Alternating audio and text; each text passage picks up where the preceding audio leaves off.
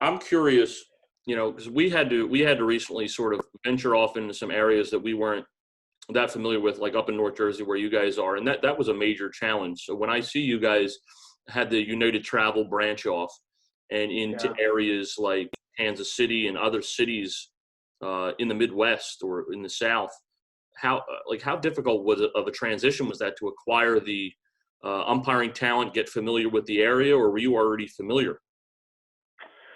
I think a couple things there. I mean, if this was 10 years ago, I would have gone in there and said, my program's the best and you should be a part of it. This is why. Forget about all the other games you work, come work for me. And probably would have failed miserably. And in these years, I've learned it's about partnership. United has become a brand now that has a lot of recognition all over the country. And I think that people see what we're doing. Again, a lot of that is Danny in terms of video, things like that. And it's something they want to be a part of. And as we go to different markets, we've got to partner with people in the area. And one of the things I was really bad at early in my career was that, number one, but number two, releasing control. And I know you and I have talked about this too. It's like for so long I did everything myself, all the assigning. I didn't want to hear about anybody, making an assignment or making a decision. Like it had to be me. And over the years, I've learned that number one, there are people who are capable of making those decisions, making those assignments as good or better than me, especially when you talk about going to a different area. So I want to partner with those people.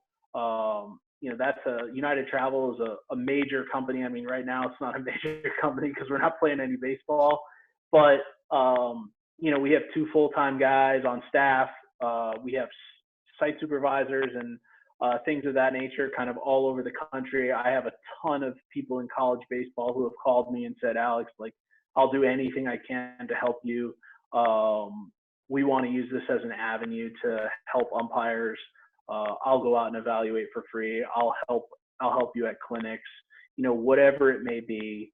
Guys have been on board with that, and it's about partnership. And you know what? At the end of the day, I could make a lot more money if I did everything myself, but I also would probably be out of this in 5-6 years.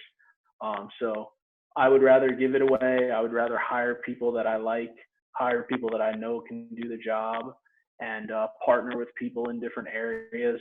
I will say that one of the things that we really have going on is in Indianapolis, we have hotel rooms at a pretty low cost, $10 a night to the guys. So that operation is run in conjunction with some of the umpires, but we also have a lot of guys coming from out of town. So we're lucky in that way. We have a great partner in Atlanta, in Todd Marler, has partnered with us and works as an umpire, works as a site supervisor, works as kind of one of my right-hand men to tell me what's going on.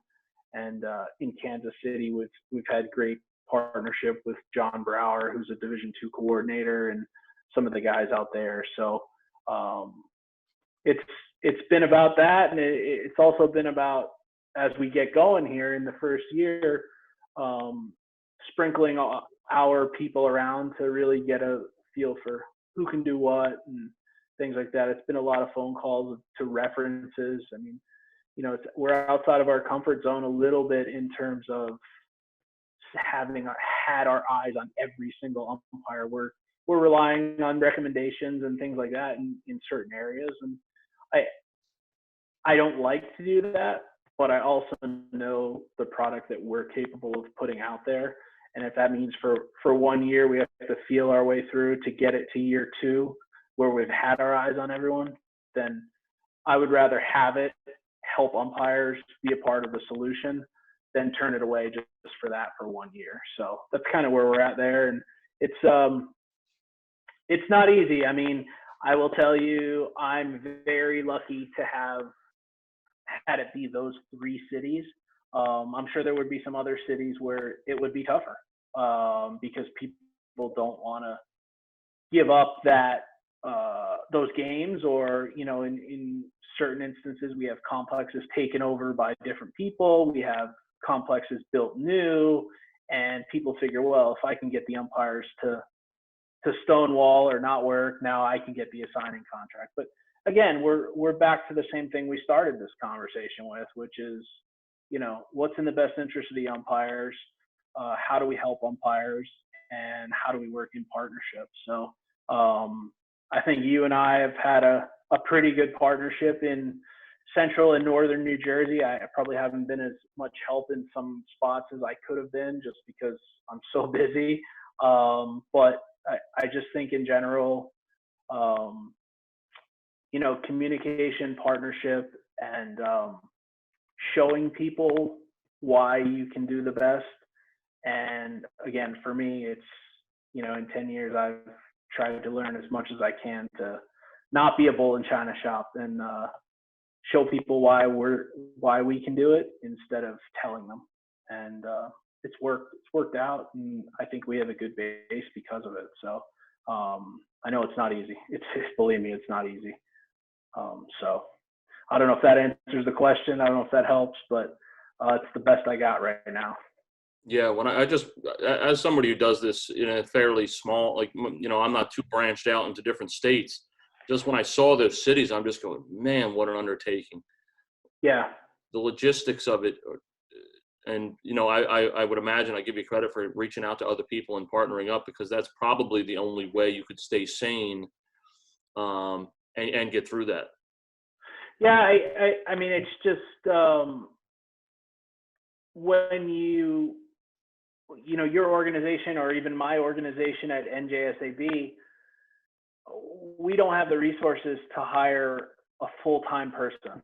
And that's what I struggled with forever. Like, I want someone to be on board with me and be part of it, but I can't pay them to do this full-time. And honestly, like, a part-time person, that's tough. I need people to answer the phones. I need people to assign games. And so it's always that balance with organizations. And we're just lucky enough at United Travel that, the scope is big enough that we can justify having full-time people. And I mean, I think for so long we've thought about umpire assigning as just some random guy and who assigns the games or puts people in games. And really, I think one of the things I've learned is we've tried to make this a company like anything else. You have employees, you have people who you expect to do things, and you have a source of staff, and you have to run it like a business, because the days of assigning baseball games on the back of a napkin, they're over. And I think the days of your small singular assigners are also over. I think it's going to become big companies and things like that. So that's the direction we're headed, and we've tried to be professional in that manner.